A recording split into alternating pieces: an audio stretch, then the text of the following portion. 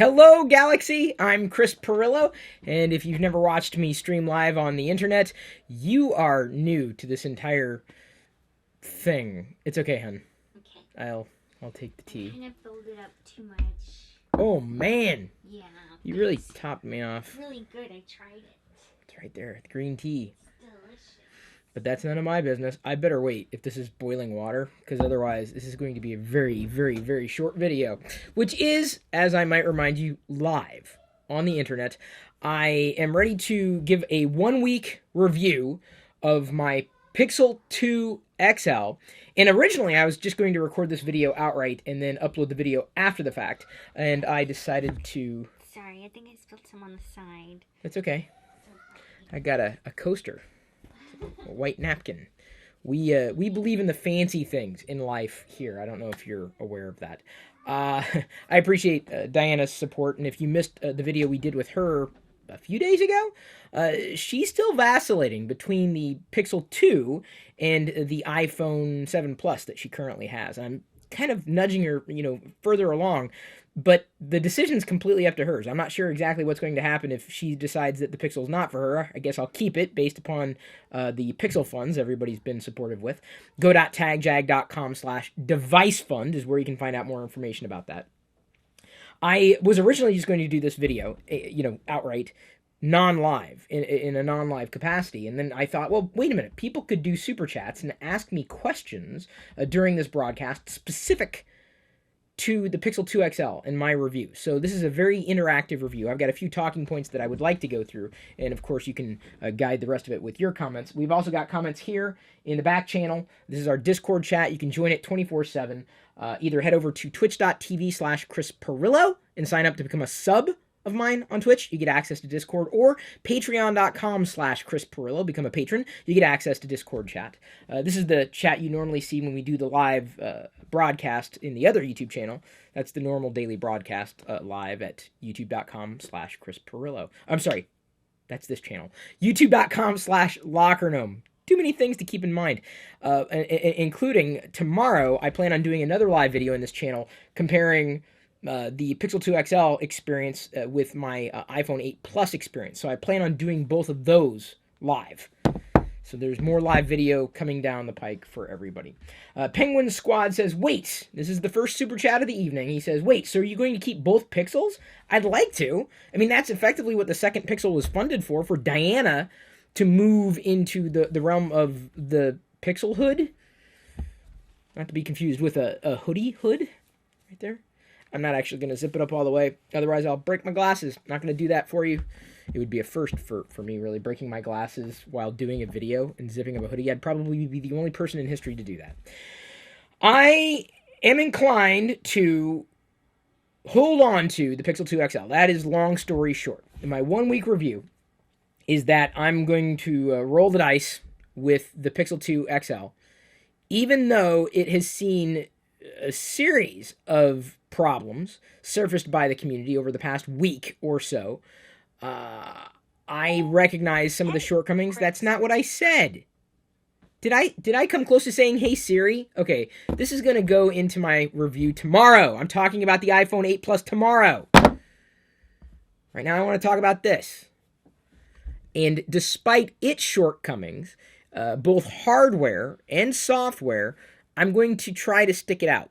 If only because, in my estimation, this is one of the best Android experiences that you could possibly get right now. Now, I'm not talking about hardware. I'm talking primarily about software. Now, as far as support is concerned, well, that's the thing that I think plays very well into a Pixel. No, I can't walk into a store. No, I wouldn't necessarily be able to interact with someone in real life about this in relation to a problem that I was having. That said, the product forums have actually been quite engaging.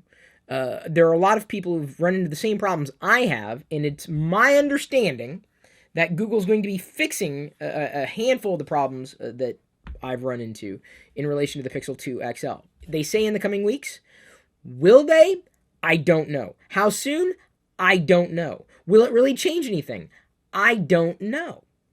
And that's kind of a stress point for me because I'm not exactly sure if Google's really going to address the problem. Believe you me, if they don't fix these problems early on, the things that they say they'd fix, one being the microphone recording in the default camera app is horrific. I've uploaded at least 2 clips now to better demonstrate the microphone aboard the Pixel 2 XL. It supposedly can be addressed in software. I believe that to be the case, if only because the phone calls that I've placed on this device have sounded crystal clear. So no problems at all on either end. The other issue that they look to be addressing is an issue that I haven't really seen a big deal with. I see the screen is not the best screen you could possibly get. But some Android users, dyed-in-the-wool Android users, complain that it's not saturated enough. And I'm like, what are you talking about? Moving from like an iPhone to the Pixel 2 XL has been relatively seamless as far as color is concerned. I really don't see that much of a difference. I'm not a color file, I guess. But, some people complain about it, so they're going to be introducing a saturation mode. Another issue that I've run into and have documented pretty openly is specifically in relation to touch and tap points, or touch points, touch targets. It's what they call them in programmer parlance. The idea that sometimes I'll have to tap a couple of times. I just woke up the screen by tapping twice.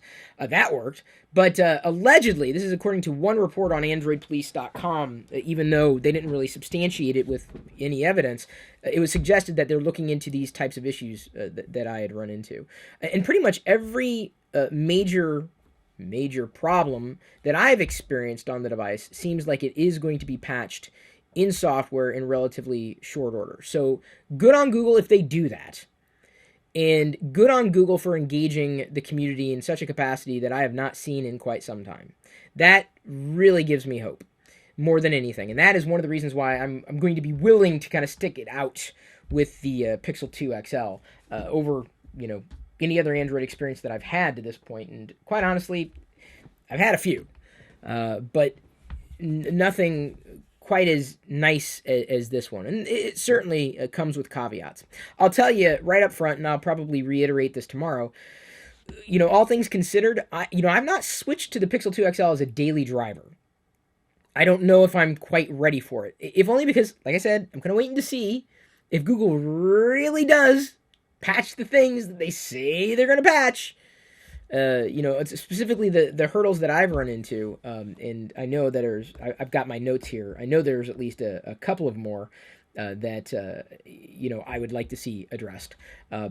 But that's really what's holding me back, and I'm currently carrying both of these devices with me wherever I go. That said, the device that I reach for, all things considered, both things being equal, I always reach for the Pixel 2 XL. Unless, of course, I'm recording a video, and I've only done that once or twice, and I'm glad I had the iPhone 8 Plus on me, because right now you can't really do it with the default camera app on this device, because the microphone settings are just horrific. And Google knows it, allegedly. The only other thing I would say about that is the way that I've worked around it is specifically how I recorded a video the other day. I use a Rode microphone, which is just out of reach. Plug it in by way of the converter cable, and then I use a third-party app called Open Camera. I would make the recommendation. It's open source. Not the most beautiful app in the world. It's kind of needing some help in the design department, but you can kind of eliminate some of the from it, and it works rather well. I'm able to record video the way that I want to record it and use the external mic, which shockingly the default camera app doesn't. So I've already worked around that problem. Not that I'm going to be carrying a mic with me everywhere I go. I used to do that back in the day. You'd be able to clip in a little mic. That's what I need. I need a little USB Type-C mic that I can just plug into the device right now, and that would get me around that shortcoming. Matt Knutson said, reinstalled Action Launcher last night after your live stream. Works much better than before. I think they saw some of my comments and made fixes. He is very, very responsive. I found another bug in the latest version, which he just released, version 30. And he patched, I believe he's going to patch it. He's patched the things that I have mentioned I've run into issues with. And that's what I really appreciate is responsive developer. And again, I'll go back to that with my review of the Pixel 2 XL cannot leave out these critical components of how the company engages with the community. Now, I don't believe there's a good way of putting a spin on a very poor screen. If you asked me, you said, Chris, would you prefer an LCD or an OLED screen? I'd say give me an LCD. Because honestly, it is like night and day. And I know some people say, no, OLED forever, and there are other ways of doing OLED better than the way that this was done in the Pixel 2 XL. I get it. Calm down. I'm just saying that right now, all things considered, between these two devices at least, the OLED technology that they've been baking needs a lot more time to bake. Never buy a device, never get a device based upon what it could be. Get it based upon what it is. And so I accept the rather lackluster screen, and I don't mean in terms of color vibrancy, which is not an issue. In fact, like today, I was, we were celebrating Halloween, and I was out and about. I turned off vivid mode, and I'm fine. I mean, vivid mode is the mode that they give you to bump it up by 10%. I turned it off. I'm like, am I really seeing the difference? No. Do I need it? No, probably not. So this is a picture that I shared on Twitter. It's going to look a little blown out because I've got the brightness set a little differently here. Oops, I could probably have used two hands to swipe the screen, two fingers to swipe the screen down to get to what I was trying to get to. But effectively, I took a picture of Jedi standing amongst a smattering of leaves, yellow leaves, and I took the shot in both the iPhone, or in the iPhone's camera app, and then on the default camera app on the Pixel 2 XL, and I think they go toe-to-toe.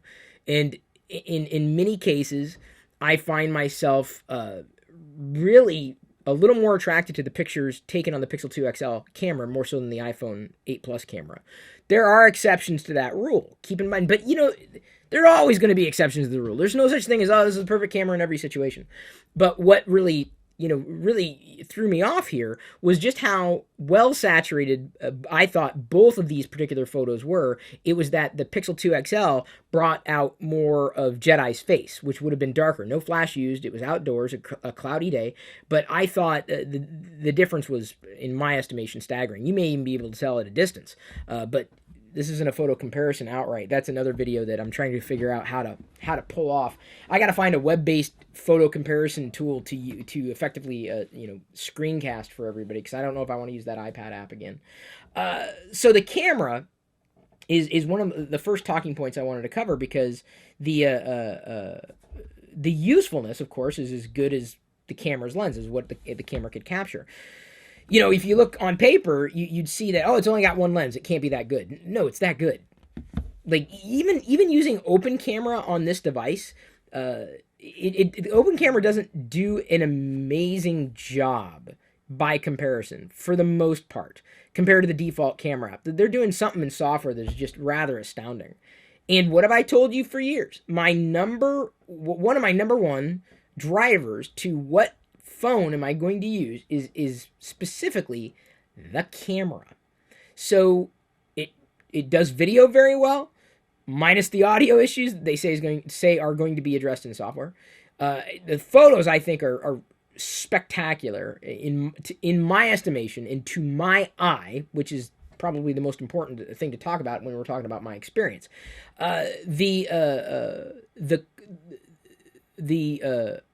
Everything about the front-facing camera and the selfie camera, I think, are great, minus the audio issues.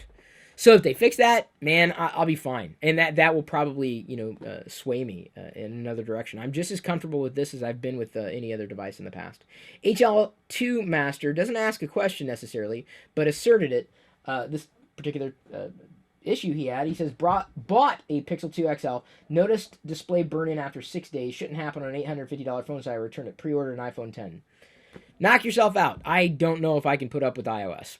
iOS isn't worth free, and I certainly don't want to spend $850 on iOS. I'm just saying, the thing that makes me, want to use a device is the software experience, not the hardware, which is one of the reasons I use the iPhone. Like the first iPhone, which was under spec, it just, it didn't really pass muster when compared to its contemporaries. It's the software. The hardware is just kind of like, okay, it is what it is. But is it a good software experience? Yes, that's one of the reasons why I'm likely going to be sticking with the Pixel 2 XL. And that's really, I think, more than anything, what I see when I look at this device a week in, is it something that I'm willing to grab, wanting to grab, instead of falling into the old trap of what I've been, accustomed to? And more often than not, yeah, I'm just as happy, minus a few of the issues that we've run into, with the Pixel 2 XL software. You are blindly confident that Google will fix their software issues, but I have zero faith in iOS working out its kink. Yeah, kinks. Yeah, that's the thing. I'll give Google a shot. They've got a lot to lose, and I believe they're paying attention to the community. I believe these are software issues. Software can be fixed. What concerns me about Apple, and I don't want to make this about Apple. Now, I should talk about it tomorrow, but that they don't fix the software problems. They just introduce, effectively, they introduce new ones. So back to the Pixel 2 XL. Notifications have been a dream come true. I love notifications on Android in general, but specifically on the Pixel 2 XL, very responsive. I can tap after I unlock it there. I can tap and I can see the preview right there. It's amazing. Of course, everybody who's used it before saying, well, that's not a big deal. Well, it is for me, okay? I'm saying that for the most part, everything is fluid. Like I found all the apps that I may want to use in the short term and feel that I can grow that library over time as the need arises. I've found certain workflows to be far more expedient, far more, cogent. I'll give you an example. And I know this is going to sound silly for some of you, but you've got to look at these devices as how you're using them, not as just this slab of glass and plastic and metal. I upload video from the phone, and I wanted to shoot directly on the phone outright with the microphone, but that didn't work out, obviously. Without an external mic connected. I found that the YouTube app on Android is spectacular in relation to the YouTube app on the iPhone. So this is another comparison that'll come up tomorrow. But that's just one component that is indicative to the types of experiences that I've had on the Pixel 2 XL, which some would say, you can get it on any Android device. Get an Android device with X, Y, and Z. I'm like, I want to talk about the purity, or closer to purity, of the software experience that I've had in this device, that I just don't know if it's going to be mirrored or seen just as smoothly on other devices running Android. I really like the promise of the Pixel. I like what it is right now enough to kind of go into this a little further and potentially start using it as a daily driver. I don't know if I'm right there right now. I haven't said yes immediately. I'm not impetuous. I like taking my time with this stuff. For the most part, though, as you very well know, iOS has been an absolute nightmare, a catastrophe and a half for frame rate issues and layout slop. It is literally one of the worst platforms that I think anybody could possibly use today. And I say this having used it for 10 years. Saying this, using a Mac, I'm not talking about Mac OS. That's got its own, benefits and drawbacks. I'm not going to chuck my iPhone 8. I'll hold on to it indefinitely, if only because you never know. In comparisons for future Android devices that come out, I don't know. But I feel that the software experience is far more polished, far better executed on the iPhone. I gotta stop reading comments as I'm talking. On the Google Pixel 2 XL, the software experience is solid, or solid enough. Like if I got 75% of the way here, I was able to get to 85, 90% of the way over here, and that's a big difference. I feel my life improved by 15% by not using iOS, and largely because of the software experience on the Pixel 2 XL. So I just, I wish I could say it in a way that people would just understand that it's not the hardware for me. It's always the software. The fingerprint sensor, some people have had issues with it and just needs to be rescanned or whatever. If you do run into issues, I think I had one time an app that used the sensor, it said I can't figure it out. I'm like, what? So I had to kind of work around it, and I chalked that up to a bug in the third-party tool. But by and large, the fingerprint sensor has been convenient. It's been fast. I turned off the swipey thing because I just never used it, and it just got in the way. So I didn't really bother turning that on, and it was nice to be able to toggle that particular feature in the settings. But it was good. I've been using my fingerprint or thumbprint to unlock devices for a number of years, and I find that surprisingly enough, it's in most cases, not all cases, but it's just as convenient or comfortable to unlock from the back of the device as you're holding the device, basically like this, as it is to hold it on the front. It's just a different type of experience, but I think it was very comfortable. The ergonomics are comfortable. I've got right at this time the Google Pixel 2 XL case on it. It's fabric. I'm potentially going to swap that out at some point in the future. I don't know. Depending if I find another case that I like. The thing though about this particular case is that it is fabric, and my worry is that it's going to get a snag. The Last Sith asks, does the YouTube app take up the whole screen, or does it have black bars on the side when held horizontal? Oh, I don't know. In fact, actually, I do know. One of the tricks that you can do, this is specific on the Pixel, I guess. Let me go ahead and open up, wrong YouTube app. Let me open up the YouTube app. Okay, let me turn it down. Okay, so I'm going to rotate it. So I've got black bars, right? But here's something you can do. You can just tap and hold. Oh, wait, hang on. Oh, apparently not. Is it tap and hold? Do I have to play? I've only done this once, but there's a trick. No, I don't know who that guy is. Oh, yeah, I do. That's Roberto. I was like, who is this guy? Hang on. You know what I should do? I should pull this up. It's like you press and hold, or you tap. Press and hold. Double tap. There's a way to get... Oh, I'm sorry. You pinch to go out. Sorry, my bad. Pinch to zoom. So pinch to zoom, and then you can go out. You're right. This is very Chris Pirilloception. This is Chris trying to figure out a feature he only used once. There we go. So pinch to zoom, and you can do that in the YouTube app. That's a Pixel 2 XL thing. So not a problem, not a bother. Really easy.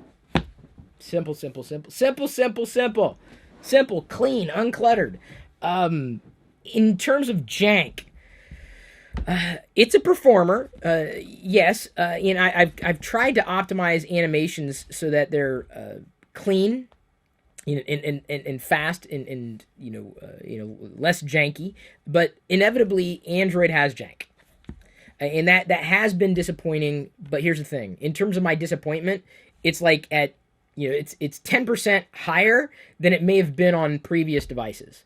The more jank you run into, like dropped frames or scrolling inconsistencies or jitter, the more frustrating an experience can be. And I'm sitting here telling you that as far as my experience goes, this has been the cleanest, I'm not going to say jank-free, jank lessened Android experience that I've had to date, on the Google Pixel 2 XL. So the jank is there. But not constantly smacking you in the face. Every so often, though, it does. That's something that I hope will get polished over time. Can't gamble on that. It's, let me put it this way, an acceptable risk. As far as the jank that I see prevalent on this current version of Android with the current software on this current hardware, I would hope that eventually it could be eliminated or severely minimized. Something that I think may have been possible on a smaller device, or certainly with a smaller resolution screen. But for day-to-day operation, I can't say that it's been bad, or it's not been like, oh, I can't use this device. And I wish I could say that. I look at the Pixel 2 side by side with the Pixel 2 XL and see, oh, well, maybe this might be a little more snappy on the Pixel 2 versus the Pixel 2 XL, maybe. But it all depends on, where your animation speeds are set and how you're using the device outright. They're given that they do have the same internals, but the software experience for the most part has been, solid.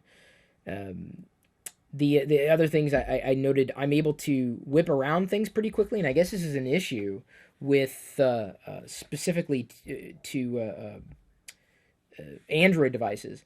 Sometimes it takes a while, like for you to press a button and something to happen. But it's like as soon as I tap a button, for the most part, I would say I'm able to get in and out and move in and out of apps with a tap. Get to the home screen and a tap, and it goes. I don't feel like there's any lag in that sense. Like I'm waiting for the system to figure out what the heck is going on. The lag that I think some people call lag is dropped frames or just inconsistent animations. I see it a lot. For example, when I double tap the home screen, I've got the action launcher gesture configured, but I double tap the home screen, it pulls up the Google app. There's a little bit of a jerky animation there. I wouldn't say it's horrific, but it's bad. I pull up Google Play. Let's go and find a playlist here. Is this it? Trying to find a playlist because I know, a radio station here, Bushes of Love.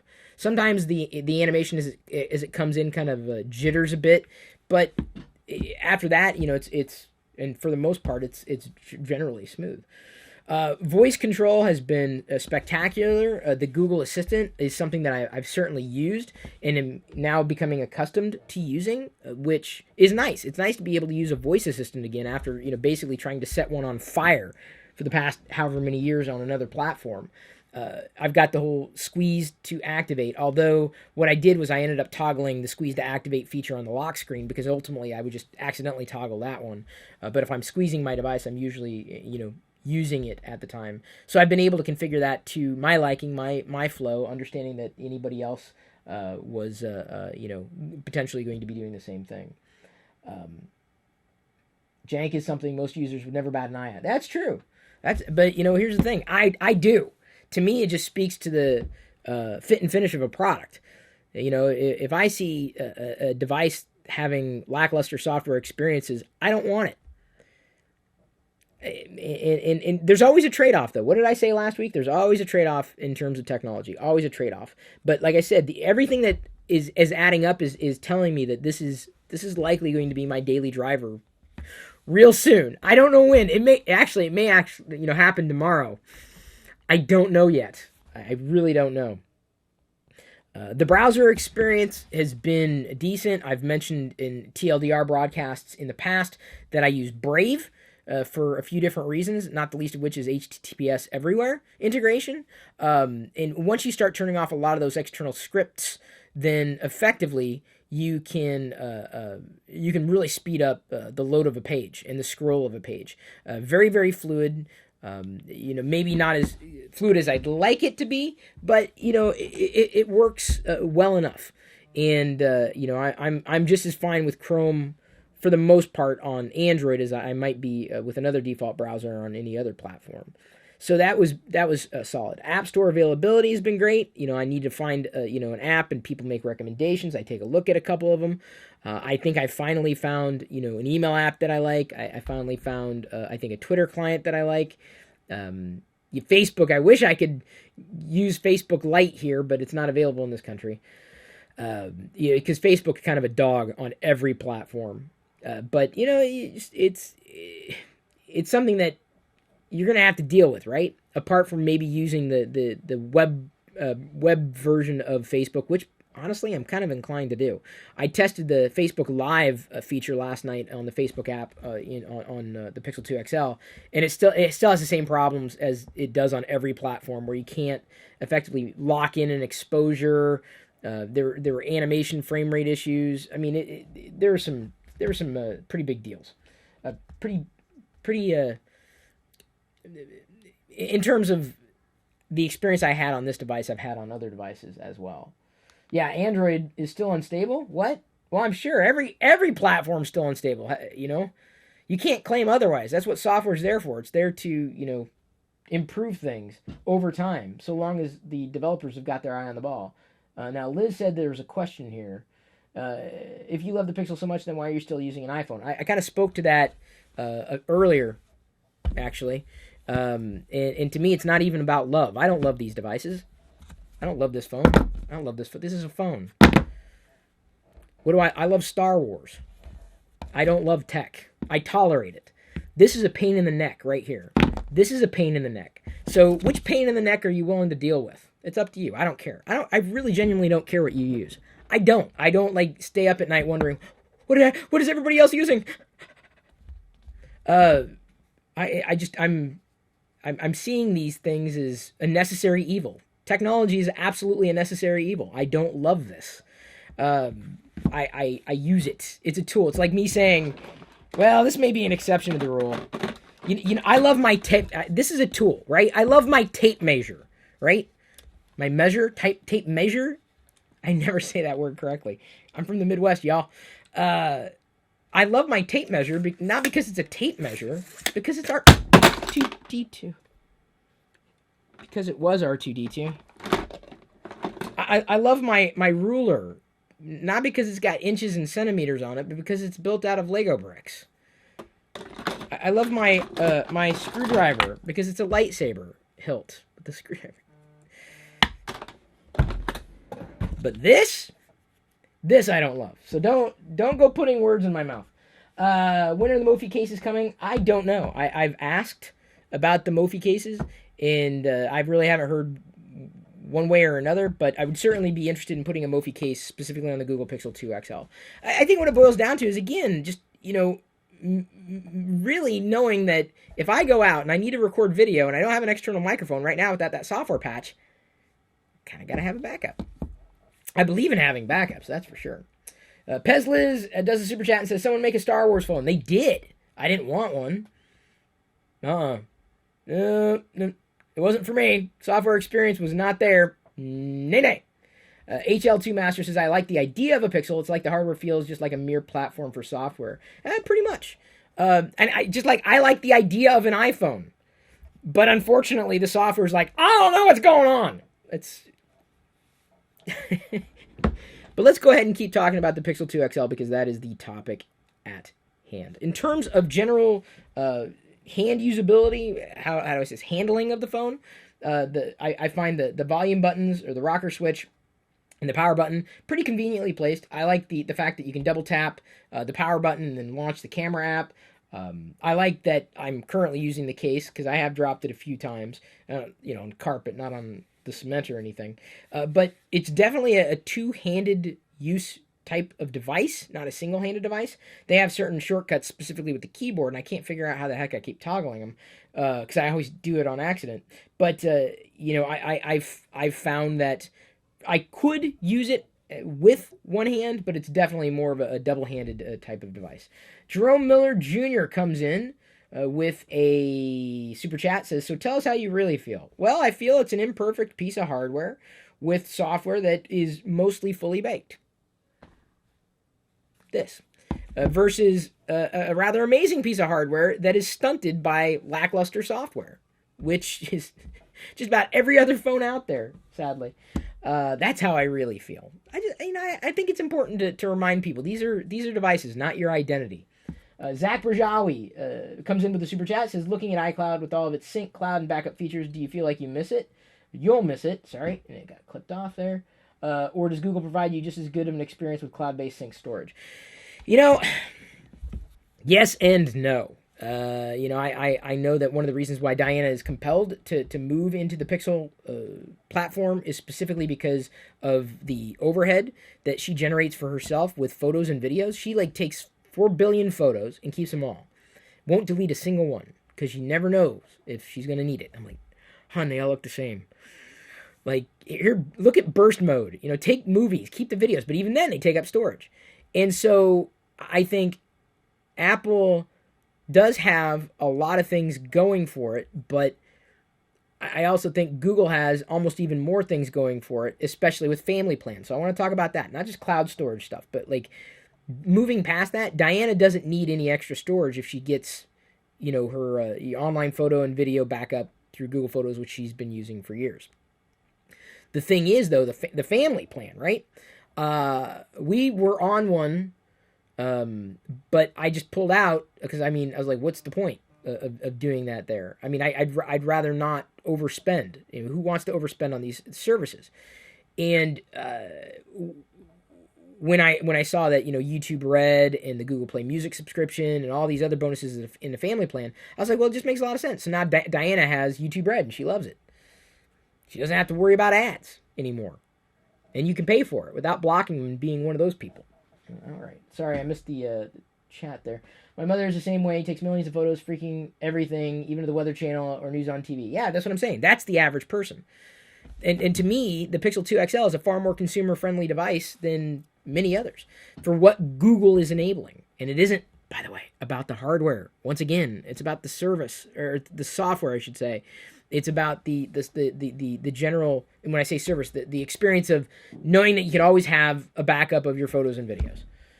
And I think that it's a huge driver for people that are constantly using their phones to take photos and videos. Looking at my my laundry list, I don't think there were any cases this week where I felt wildly frustrated with the general experience of this phone. I mean, there's some things I got disappointed in, like, oh, why did it have to drop a frame? Oh, man, that jank. And there's sometimes ways to work around that. For example, if I want to see, move my finger too fast there. If I wanted to see, like, the latest apps, I've got a shortcut to My Apps, and I just load this page, in Google Play, and it loads. I can jump right to it. It's a shortcut right there from my Action Launcher widget dock screen thingy. Person who's watching live says, "Hey Chris, good video. I really like the Pixel XL. It's a shame they got problems." They all have problems, dude. Every single one of them. It's not about the problems. It's about which problems you're willing to put up with.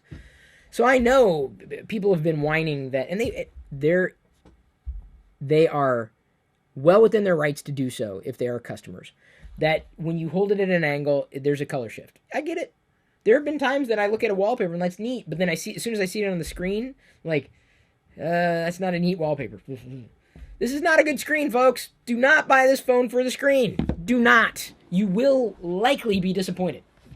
I like the resolution, but the screen itself, not this device's strong point. Don't buy into Google's politically, we think it's good for this, and like, no. Google messed up. This is a bad screen. Make no mistake. But that's the thing is, that's just one component. It's one thing. And I know we got to look at the screen all the time. But in terms of where and when it's reared its ugly head have been few and far between for me. That to me is more indicative of what's going into this review, apart from those caveats, which you've probably already heard to the nth degree. There was another super chat from Penguin Squad. I already answered it. I don't see. Oh, there we go. Penguin Squad has another super chat. You mean you would take software experience over Star Wars phone? Yep, I would. And you know how I love Star Wars? I love Star Wars so much, I still got the Star Wars napkins here from last night's TLDR live stream. Yeah, Star Wars napkins. Booyah. Hopefully I don't keep them in the shot like I accidentally did last night. Remind me if I do. But yeah, that's true. Because I need to use a napkin. I wipe my face, throw the napkin away, right? I need to use a tool. So I use the tool and then I'm good to go. It's not a fashion statement for me. If I want to Star Wars out my phone, I'll do a wallpaper. And by the way, I'm pure black. Like I just black. And I'm fine with it. I have not experienced burn-in necessarily. I do have Android 8.1 installed. I may recommend it if you want to accept that as a risk. So I noticed that the nav buttons now dim. I've noticed image retention. That's kind of normal for OLED stuff. In fact, my LCD TV, which is also LG in the bedroom, does have image retention. I mean, image retention exists. In terms of burn-in, I don't know if I've seen evidence of that outright on my particular device. One person has a concern out there that burn-in isn't as much of an issue as burn-out may become an issue over a great period of time, specifically with these screens. Should that happen and colors don't seem to be as vibrant, I'll just turn on vibrant mode. If things just don't seem to be, firing as well as they did in the beginning, it's time to RMA. It's time to send the device back. It's time to say, all right, give me an exchange. You gave me a 2-year warranty on it, so let's go. Let's see here. Does the Pixel have a handoff equivalent? Nope. But you know how many times I've used it? Like once. Like if we're talking about handoff on other platforms, to me it just gets in the way. That's me. So I didn't go reviewing it. Why would I review something that didn't exist? That just doesn't make any sense. The feature doesn't necessarily exist outright. What was Roberto's question? Throwboy asks, what was the practical reason for rounded corners? I don't know if it's a practical reason in terms of the software, and this is something that you might remember kind of concerned me before using the Pixel 2 XL. I had some slight reservations over the curved edges here, and let me see if I can best demonstrate it with a non-black screen. Let me turn up the brightness a bit. You don't need to see everything. Where do I have it? Photos. I just uploaded a new photo too. I can do the Chris photo, I guess. Okay, so let me zoom in on Chris here. You can see the rounded corners at the top and the bottom. And a very white Chris. You thought I was white? No. This is a white Chris. I'm dreaming of a white Chris. I thought that would throw me off. It hasn't, honestly. It hasn't been as much of a deal for me. Everything else is clean around it. It's not an inclusion. It's not something that breaks form. It's something that basically, follows lines. It's very smooth. I think it's just the aesthetic, the general aesthetic. Let me tell you where my head's at, buddy. So what would concern me more about that, and did concern me more, is specifically the Google search bar, which I have down here in, you can't really see it because it's black, or it's very, very dark. I was able to configure it that way. The Pixel doesn't ship by default with rounded corners on icons or specifically the search bar, which I'm like, wait a minute. Like, you've got curved edges here, but not the curved edges on the icon and the search bar by default? That just looks weird. So, the nice thing is, you can configure that if you want. And so, I configured that. It's pretty amazing. Steve Jacobs 1 comes in with the next super chat saying, if all things were equal in iOS and Android, both offered smooth experiences, which would you choose and why? Oh, that's a good one. Dang, dude. That may be the question of the evening, man. Now, I'd choose Android. That says everything. I really think that. And here's why. It speaks to and I'm not going to say I had amazing boosts in productivity on this device, but with the improvements of Notification Center, with the flow and how apps work on Android over iOS, not only is it a more full-featured phone for a software experience, the Pixel 2 XL, it just speaks to my workflow. It's a far more cogent workflow. For the most part, there are exceptions to the rule. I do believe iOS does better with share sheets. It's more reasonable on iOS. Android just is really kind of it's messy. The share sheets are just like, wait a minute, why? I don't need these people. Why are they in my recently added list? I don't want them in my recently added list. What are they doing there? And I can't delete them. I can't get rid of them. You can't edit things out. You can't remove certain apps from the share sheet. I'm like, I'm never going to use that app to share anything on it. Dang it! Why can't I turn it off? But you can't. And it stinks. So essential phone. Yeah, we'll talk about that later. This is really, I'm trying to stick to the Google Pixel 2 XL. If you want to talk about other topics, buddy, this is a good topic. Let's talk about it. SoBack75, but let's do it in TLDR tonight, if you don't mind. That again is in the other YouTube channel, youtube.com/LockerGnome. I'm trying to stay on topic, and I'm going to go off topic if you're not careful. Mario Patsilvalovis says, Nexus 5 was my favorite phone, and I used to watch you back then. Is the screen better than my S7? Also, dude, always knew you were an Android guy. No, come on. I wasn't always an Android guy, obviously. Is it better? I genuinely don't know. Given that Samsung may very well be ahead of the curve in terms of quality with their screens, I'd be shocked if it was. I'd imagine that the Samsung device is probably far more solid. Far more. And Corey Moore, as he notes, he'd still choose iOS. That's the thing. Choose what you want, man. Knock yourself out. This is going to sound crazy. It's going to sound nutty. But when I record a video, even on the iPhone, which I'm prone to do, or have done, I just want to press the button and upload it to YouTube. The nice thing about the YouTube app on Android is that you can clip the beginning and the end, the tail end and the end, and then upload it. So that's something that I would normally have to do either locally on the device before uploading it, and the iOS controls are just horrible, or I'd have to upload it and then use the YouTube editing tool to clip down before I was able to make it public. One shortcoming resolved. The second shortcoming is that you have to babysit the iOS uploading tool on YouTube. This is very esoteric for many of you, but it's critical for me. But it also speaks to the workflow that I have now been afforded to me on the Pixel 2 XL. Android Oreo, these latest versions of the apps, the amalgamation of all these things. I get it. Some of these things are available on other Android platforms, but when I pressed, tap to upload, it went right into the background. I didn't have to babysit it. And honestly, I think it uploaded faster. Didn't have to babysit it. Didn't have to process it. Just upload it. Done. It was magic. I couldn't believe it. Saved me at least an hour. And how many failed uploads have I run into in the past on iOS? So that's just one example. Another example, and I have not found an actual use case for it, but let's say I want to have this beautiful picture of myself up there, and down here I want to play Bushes of Love in the music app, right? So I can do that. I can play with two apps here on one screen, which is nice. Like you can't do that on iOS. Not specifically on a phone. Not that I have needed to at this point. That's admittedly. But there have been times where I'm like, I wish I could have this open and that open. The default calculator app, I know I'm really going into the weeds here, but hey, you guys wanted the review.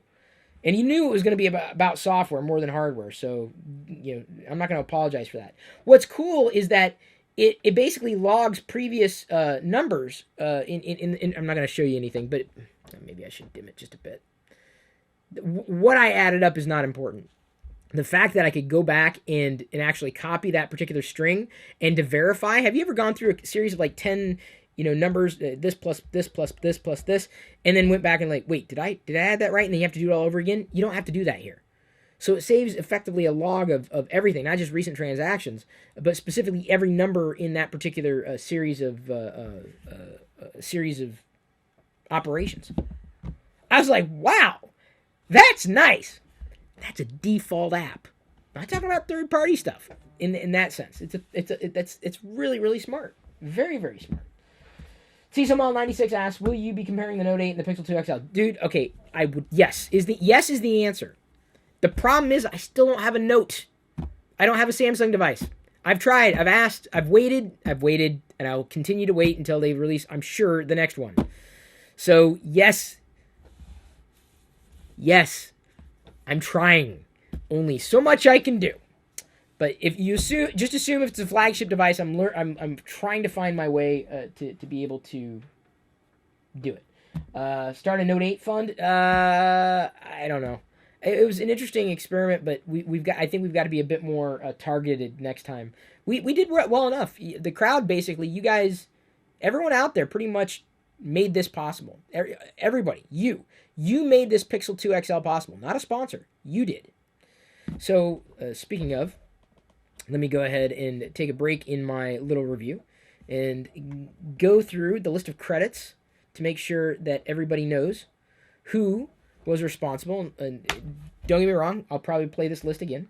Jason Casto asks, how does the Pixel 2 XL screen compare to the V30? I've seen less issues with the Pixel 2 XL over the V30. The V30 was a bit more muddy at low brightness levels, not by much, but still, it would be a tremendous concern if I was using that phone in low brightness. In terms of using it in the daylight, I kind of wish the screen was a little brighter. That's no joke either. But it hasn't been so detrimental that I couldn't use the device specifically in daylight. I know that there are many ways that you could effectively use the device. It just depends on your use case. So you got to take all these types of reviews with a grain of salt, huge grain of salt. What works for me is not necessarily what works for you. What trips my trigger is not going to trip your trigger. Don't turn to reviews to validate your opinions. If you thought this was a horrible device and everything I said pretty much underscored your belief, well, you don't really quite understand how a lot of this stuff works. Everybody's going to be biased. And I love my bias. You should love your bias too. That's what makes you human. Corey Moore mentions a big issue here in chat. He says that Apple's shown me that they try to protect my privacy. Google, in my opinion, has not. Sideloading apps is very overrated and not secure at all. Yeah, I don't sideload apps. You don't have to, dude. I don't. Won't do it. You could. I wouldn't suggest it. Some people do. I'm like, you're taking matters into your own hands. You don't have to. That's a toggle. In fact, now in Android Oreo, that toggle I think is even on a per app basis, not a system-wide basis, which is even more intelligent should you need to do that. Years ago I did because I didn't quite understand the risks involved. I just wanted a device that generally does what I need it to do. Haven't had any issues with battery life necessarily. I feel I've been able to get through an entire day. I start getting nervous, of course. I'm like, I'm already at 80, but to my knowledge, it's been a fast charger. There have been some allegations suggesting that battery life is not what it should be, specifically with the fast charging adapter and the cable that came out of the box. I guess in terms of my charging needs, I haven't run into hurdles. Some people have suggested, though, that the Pixel 2 XL has got a bug, potentially a software bug, potentially a hardware bug. I don't know. I can't speak to it. That effectively mutes the speed at which a Pixel 2 XL might be charged. And that's something that I feel is, something that I want Google to look at.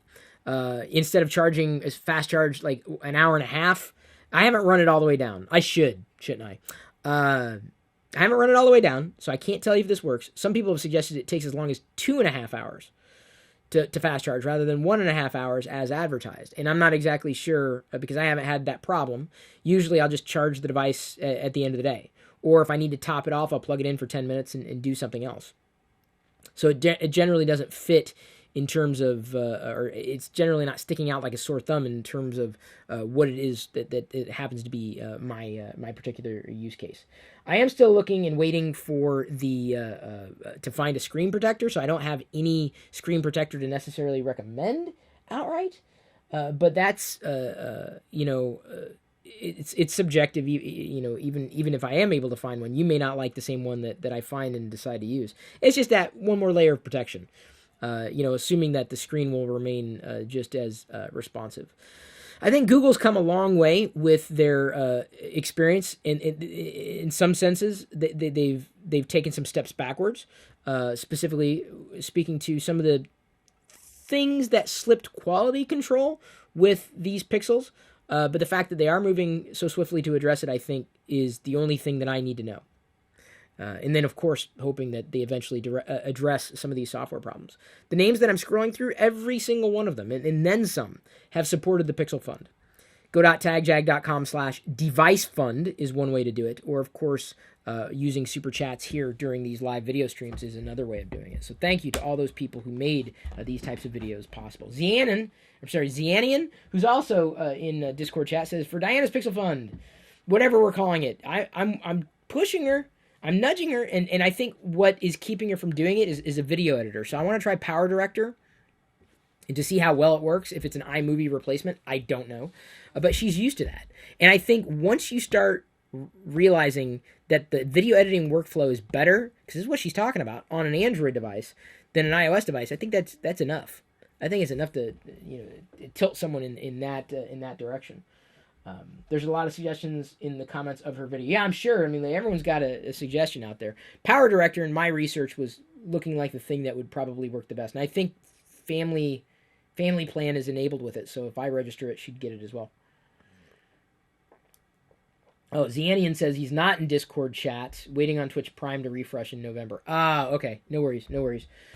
A Throwboy asks, have you used Google's equivalent to Apple Pay out in the wild? No, and I had a chance yesterday. I went to Toys R Us. They sent me a $5 coupon, and I had a chance to use it, and I didn't. And then I had another chance to use it at my comic shop. And I was like, I haven't done it yet. I know I should have. I know. I'll do it. I'll get it set up. I'll do it. I'm happy that it works, or it should work, but that's not something that I was rushing to use. I know I need to set it up. It's not that hard to do. You set up all your account information and everything. Mad Bear in Discord chat says, thoughts on leaving the Apple ecosystem if you make Pixel your daily driver? I'm not leaving the Apple ecosystem. That's still a Mac. That's That's not leaving. It's hardly leaving. I think I could do it. I think there are ways to do the same things I do today without relying so heavily on Apple. But see, when you think, oh, well, you shouldn't rely heavily on Apple. You're going to rely heavily on one service or another. It's a matter of how does this fit into your workflow? Not just your personal workflow, maybe your professional workflow. How does it benefit you? Beyond, the actual hardware itself. How does it fit? And so I've already lived inside of Google's ecosystem. This is not unfamiliar territory for me. And a lot of what, Apple might provide has already been replicated in a different way, certainly. But this is all, it's a brave new world, but it's also not that strange. This is not an uphill battle. This is not something that I'm seeing I have yet to see one absolute deal breaker. Seriously, that's my review. I mean, it's encapsulating the review of the Pixel 2 XL. I have yet to see a deal breaker. If they Now, if they can't fix the audio issue with the microphone, that may end up being a deal breaker. It may. Big time may. Because once you lose that video, it's gone forever. If you listen to the video I recorded with Jedi spinning Diana around on one of those things in the park, you'll hear it. It's like they're in a tin can. It's really nasty. It's been suggested, though, that it is software. SkyCop70 comes in with a super chat saying, got the Zag glass cover for the XL, works fine. I've heard a few other people who say otherwise. I'm not willing to recommend Zag for that reason. What do they call it? Invisible shield? I can't say that I've ever had a good experience with Zag. Had a question. Chances for dark mode on the Pixels. I don't know about dark mode for the Pixels outright, but there are so many apps that have the dark mode enabled. It's actually pretty neat. Let's see here, Flamingo has the dark mode, and I love the dark mode. It's all dark and OLED-y. The blacks are Vadery. Isn't that what they say, right? Who says the blacks are inky? God, what is this, a ghost on Pac-Man? No, the blacks are very Vadery. Very Vadery. I also have an email app. I found an email app that also has a night mode, which is very, very clean. Very, very simple, very straightforward, and I just love this. The email app, this is probably, and I don't know if I like every aspect in terms of the design of the app, but this is probably one of the more powerful email apps I've ever had a chance to use. Yeah, I also hate dark modes that say they're dark modes, but they're gray. Yeah, that's not a dark mode. Dark mode is like pitch black. That's dark mode. That's what I float towards. I'm all about those Vadery blacks. All about those Vadery blacks. So do we have any other questions here? Or how far are we along in the video? Oh. Jedi screaming. She just said daddy. Wow. Is she getting her hair brushed? That's usually that kind of scream. I got to start wrapping up anyway because I'm going to move over to the other YouTube channel, youtube.com/LockerGnome. We'll do TLDR. I'll answer more questions beyond the Pixel 2 XL, which I try to stay focused on. Thank you for asking your specific questions of my experience. Thank you for letting me talk through this experience and specifically where I am today, a week in. It's generally been positive, with certain caveats. I don't know if I'd recommend this device for everybody. Nor would I recommend any device for everybody. So don't take that to the bank if you thought that I was on your team and not mine. Because I'm on my team myself. So thank you again for joining me live. Thank you for subscribing. Thank you for liking. Thank you for engaging. Thank you for sharing. Thank you for supporting. If you do or did, if you were a super chatter, thank you very much. I do appreciate that. It absolutely helps. Thank you for being a patron or a sub of mine. I do appreciate that as well. Patreon.com/Chris Pirillo is one way that you can join the Discord chat. Another way of joining Discord chat is becoming a sub of mine on Twitch, twitch.tv/Chris Pirillo. I don't know if we're going to be doing a podcast recording tonight outright. Things are a little busy. I did watch and finish Stranger Things within 24 hours. The Season 2, Stranger Things 2. Well worth your time. I like Season 2 more than the first season. As Liz points out, you can head over to go.tagjag.com/free points if you want to install the app that I use for gift cards on iOS or Android. So you can go either way with that. I don't care. I don't even think they care either. It's completely for you. Outright? Is that a word I use all the time? Drink every time Chris Pirillo says outright. Yeah. There are a lot of words that I say frequently. A lot. And I have certain idiosyncrasies. Now, there's a word that I don't get to slipstream into the average conversation. So thank you for bearing with my idiosyncrasies. Thank you for paying attention. Hope to see most of you in TLDR like we do every weekday. Again, taking super chats and answering more questions. These things are always kind of tricky to do. Tanuch, that's a great question to ask in TLDR. Other people were asking about the email app I was talking about. I'll talk about it in TLDR. It's a topic that I'll cover over there. Everything is well. Ben's 98, and I hope everything is well for everybody else out there. That's really all I wanted to say. If I missed any questions, it was not because it was intentionally dodging questions. If you have further questions that I didn't cover here or in other videos, I'd be happy to answer them. Feel free to leave a comment. This is a different kind of review, but I'm a different kind of guy. I'm a different kind of producer. I intend on doing, as I mentioned tomorrow, effectively my side-by-side of talking through the positives of the Pixel 2 XL versus the positives of the iPhone 8 Plus. So stay tuned for that live comparison in this channel. If you have not, you should subscribe, and then of course turn on notifications. That's a big deal. Notifications, so that way you know when I'm going live in this channel or in the other one.